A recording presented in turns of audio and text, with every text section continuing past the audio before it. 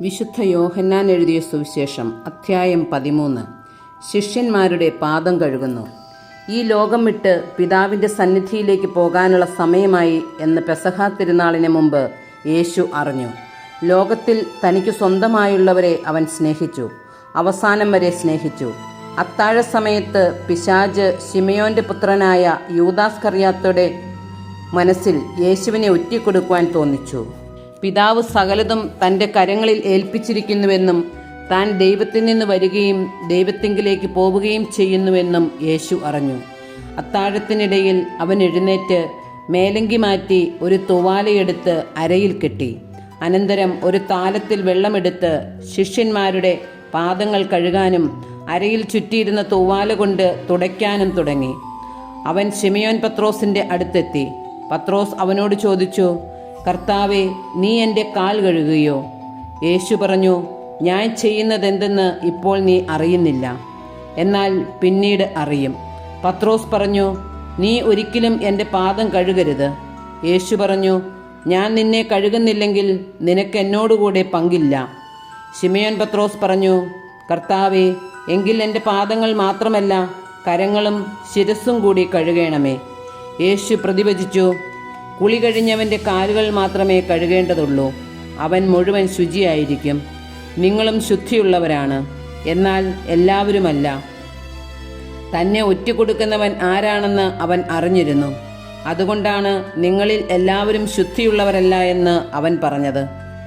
അവരുടെ പാദങ്ങൾ കഴുകിയതിനു ശേഷം അവൻ മേലങ്കി ധരിച്ച് സ്വസ്ഥാനത്തിരുന്ന് അവരോട് പറഞ്ഞു, ഞാൻ എന്താണ് നിങ്ങൾക്ക് ചെയ്തതെന്ന് നിങ്ങൾ അറിയുന്നുവോ? നിങ്ങൾ എന്നെ ഗുരു എന്നും കർത്താവെന്നും വിളിക്കുന്നു. അത് ശരി തന്നെ. ഞാൻ ഗുരുവും കർത്താവുമാണ്. നിങ്ങളുടെ കർത്താവും ഗുരുവുമായ ഞാൻ നിങ്ങളുടെ പാദങ്ങൾ കഴുകിയെങ്കിൽ നിങ്ങളും പരസ്പരം പാദങ്ങൾ കഴുകണം. എന്തെന്നാൽ ഞാൻ നിങ്ങൾക്ക് ചെയ്തതുപോലെ നിങ്ങളും ചെയ്യേണ്ടതിന് ഞാൻ നിങ്ങൾക്കൊരു മാതൃക നൽകിയിരിക്കുന്നു. സത്യം സത്യമായി ഞാൻ നിങ്ങളോട് പറയുന്നു, ഭൃത്യൻ യജമാനനേക്കാൾ വലിയവനല്ല, അയക്കപ്പെട്ടവൻ അയച്ചവനേക്കാളും വലിയവനല്ല. ഈ കാര്യങ്ങൾ അറിഞ്ഞ് നിങ്ങൾ ഇതനുസരിച്ച് പ്രവർത്തിച്ചാൽ അനുഗ്രഹീതർ. നിങ്ങൾ എല്ലാവരെയും കുറിച്ചല്ല ഞാനിത് പറയുന്നത്. ഞാൻ തെരഞ്ഞെടുത്തവരെ എനിക്കറിയാം. എൻ്റെ അപ്പം ഭക്ഷിക്കുന്നവൻ എനിക്കെതിരെ കുതികാൽ ഉയർത്തി എന്ന തിരുവെഴുത്ത് പൂർത്തിയാകേണ്ടിയിരിക്കുന്നു. അത് സംഭവിക്കുമ്പോൾ ഞാൻ തന്നെ എന്ന് നിങ്ങൾ വിശ്വസിക്കേണ്ടതിനാണ് സംഭവിക്കുന്നതിന് മുമ്പ് തന്നെ ഞാൻ നിങ്ങളോട് പറയുന്നത്. സത്യം സത്യമായി ഞാൻ നിങ്ങളോട് പറയുന്നു, ഞാൻ അയക്കുന്നവനെ സ്വീകരിക്കുന്നവൻ എന്നെയാണ് സ്വീകരിക്കുന്നത്. എന്നെ സ്വീകരിക്കുന്നവൻ എന്നെ അയച്ചവനെ സ്വീകരിക്കുന്നു. യൂദാസിൻ്റെ വഞ്ചനയെക്കുറിച്ച്. ഇത് പറഞ്ഞപ്പോൾ യേശു ആത്മാവിൽ അസ്വസ്ഥനായി. അവൻ വ്യക്തമായി പറഞ്ഞു, സത്യം സത്യമായി ഞാൻ നിങ്ങളോട് പറയുന്നു, നിങ്ങളിൽ ഒരുവൻ എന്നെ ഒറ്റിക്കൊടുക്കും. അവൻ ആരെപ്പറ്റി പറയുന്നു എന്നറിയാതെ ശിഷ്യന്മാർ ആകുലചിത്തരായി പരസ്പരം നോക്കി. ശിഷ്യന്മാരിൽ യേശു സ്നേഹിച്ചിരുന്നവൻ അവൻ്റെ വക്ഷസ്സിലേക്ക് ചാരിക്കിടന്നിരുന്നു. ശിമയോൻ പത്രോസ് അവനോട് ആംഗ്യം കാണിച്ചു പറഞ്ഞു, അവൻ ആരെപ്പറ്റി പറയുന്നു എന്ന് ചോദിക്കുക.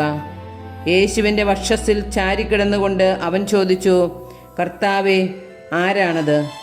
അവൻ പ്രതിവചിച്ചു, അപ്പക്കഷണം മുക്കി ഞാൻ ആർക്കു കൊടുക്കുന്നുവോ അവൻ തന്നെ. അവൻ അപ്പക്കഷ്ണം മുക്കി ശിമയോൻ സ്കറിയോത്തായുടെ മകൻ യൂദാസിനു കൊടുത്തു. അപ്പക്കഷ്ണം സ്വീകരിച്ചതിനെ തുടർന്ന് സാത്താൻ അവനിൽ പ്രവേശിച്ചു. യേശു അവനോട് പറഞ്ഞു, നീ ചെയ്യാനിരിക്കുന്നത് വേഗം ചെയ്യുക. എന്നാൽ ഭക്ഷണത്തിനിരുന്നവരിൽ ആരും അവനിത് എന്തിനു പറഞ്ഞുവെന്ന് അറിഞ്ഞില്ല. പണസഞ്ചി യൂദാസിൻ്റെ പക്കലായിരുന്നതിനാൽ നമുക്ക് തിരുനാളിന് ആവശ്യമുള്ളത് വാങ്ങുക എന്നോ ദരിദ്രർക്ക് എന്തെങ്കിലും കൊടുക്കുക എന്നോ ആയിരിക്കാം യേശു അവനോട് ആവശ്യപ്പെട്ടതെന്ന് ചിലർ വിചാരിച്ചു. ആ അപ്പക്കഷ്ണം സ്വീകരിച്ച ഉടനെ അവൻ പുറത്തുപോയി. അപ്പോൾ രാത്രിയായിരുന്നു. പുതിയ പ്രമാണം. അവൻ പുറത്തുപോയി കഴിഞ്ഞപ്പോൾ യേശു പറഞ്ഞു, ഇപ്പോൾ മനുഷ്യപുത്രൻ മഹത്വപ്പെട്ടിരിക്കുന്നു, അവനിൽ ദൈവവും മഹത്വപ്പെട്ടിരിക്കുന്നു. ദൈവം അവനിൽ മഹത്വപ്പെട്ടുവെങ്കിൽ ദൈവം അവനെ തന്നിൽ മഹത്വപ്പെടുത്തും, ഉടൻ തന്നെ മഹത്വപ്പെടുത്തും. എൻ്റെ കുഞ്ഞുങ്ങളെ, ഇനി അല്പസമയം കൂടി ഞാൻ നിങ്ങളോടുകൂടെ ഉണ്ടായിരിക്കും. നിങ്ങൾ എന്നെ അന്വേഷിക്കും.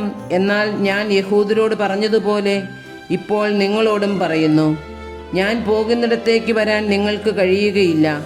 ഞാൻ പുതിയൊരു കൽപ്പന നിങ്ങൾക്ക് നൽകുന്നു. നിങ്ങൾ പരസ്പരം സ്നേഹിക്കുവിൻ. ഞാൻ നിങ്ങളെ സ്നേഹിച്ചതുപോലെ നിങ്ങളും പരസ്പരം സ്നേഹിക്കുവിൻ. നിങ്ങൾക്ക് പരസ്പരം സ്നേഹമുണ്ടെങ്കിൽ നിങ്ങൾ എൻ്റെ ശിഷ്യന്മാരാണെന്ന് അതുമൂലം എല്ലാവരും അറിയും. പത്രോസ് ഗുരുവിനെ നിഷേധിക്കും. ശിമയോൻ പത്രോസ് ചോദിച്ചു, കർത്താവേ, നീ എവിടേക്ക് പോകുന്നു? യേശു പ്രതിവചിച്ചു, ഞാൻ പോകുന്നിടത്തേക്ക് ഇപ്പോൾ എന്നെ അനുഗമിക്കാൻ നിനക്ക് കഴിയുകയില്ല, എന്നാൽ പിന്നീട് നീ അനുഗമിക്കും. പത്രോസ് പറഞ്ഞു, കർത്താവേ, ഇപ്പോൾ തന്നെ നിന്നെ അനുഗമിക്കാൻ എനിക്ക് കഴിയാത്തത് എന്തുകൊണ്ട്? നിനക്ക് വേണ്ടി എൻ്റെ ജീവൻ ഞാൻ ത്യജിക്കും.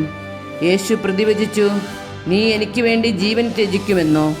സത്യം സത്യമായി ഞാൻ നിന്നോട് പറയുന്നു, നീ എന്നെ 3 പ്രാവശ്യം തള്ളിപ്പറയുന്നതുവരെ കോഴി കൂവുകയില്ല.